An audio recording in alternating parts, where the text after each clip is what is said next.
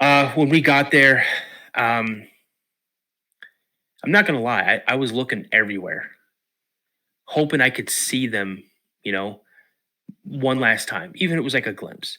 Right. Um, what I noticed was I saw prints on the windows that were like this. Like they were there trying to look in through the curtains to see if we were there. Because here we are one day, and the next day, and then the next day, then the next month, we're not there anymore. And it Hmm. looked like they were looking in. And what was really, it could have been anybody looking in. Right. But what was really odd was the windows that were up in the loft area. Either you got to be extremely tall to look in those windows or have a ladder. Right. And so that was the last time that I laid eyes on that property. I did a Google Earth of it. It's not like built up like shopping malls and stuff like that, but a lot more houses are built up in that area. And the area that where our place was, there's almost no woods around there anymore. So Wow. That is an amazing story, Dano. That is amazing, bro. That is freaking amazing, man. I'm sitting here just in dumbfounded. Thank you for sharing that, by the way, man. But like, wow. yeah.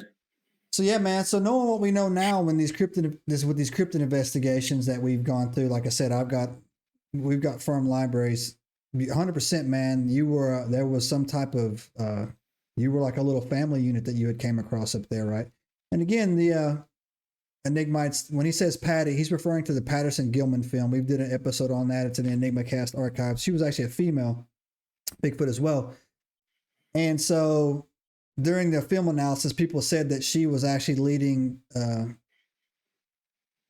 Patterson and Gilmore away from her little young ones. She made herself be seen. So that's a theory that was going around. But on top of that, another thing that stood out.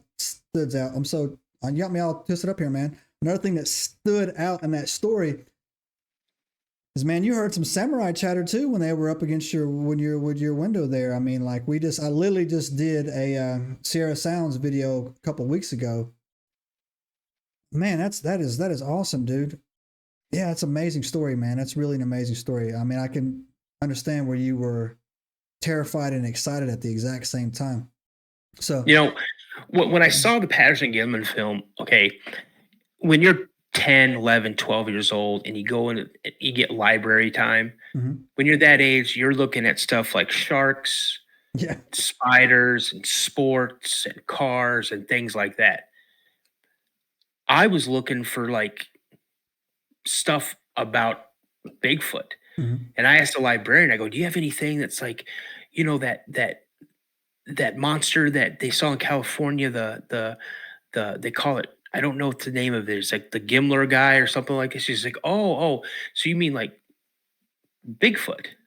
And I'm like, that's the first time, Right. that I had heard, and she shows me this one book, and it had like the Loch Ness monster in it, had some other cryptids in it, but they had a whole like chapter on Bigfoot. That book never fell into the hands of another student at that school while I was there, because I checked it out and I turned it in and I check it right back out. Right. And I would read that and read that and read that. So that's what really got my, my curiosity flowing about it. And then here I am seeing this creature like 2 years later. No, that's amazing, man. Yeah. So as a question I bring on when we haven't done a Bigfoot deep dive like this in a hot minute, man. So this question I always bring on to people is based on the knowledge that you've gained now from running your own show and doing interviews. What do you think they are? What do you think they are? Again, this is my opinion. Mm-hmm. I think they're a relic hominid. I think that they, some people say, well, it's a undiscovered North American great ape, Mm-hmm. which I'm not going to throw that out of the realm of possibility. I think they're flesh and blood. Other people believe more of the woo. Right. that they are an interdimensional being, or they're an alien of some kind, or they are a host for an alien. I've heard that theory before, that there's actually a little alien that like it lives in their head or something like that, and they use them as a vessel to move around the woods and things. Subscribe now and turn on the notifications to join us on this extraordinary journey into the unknown.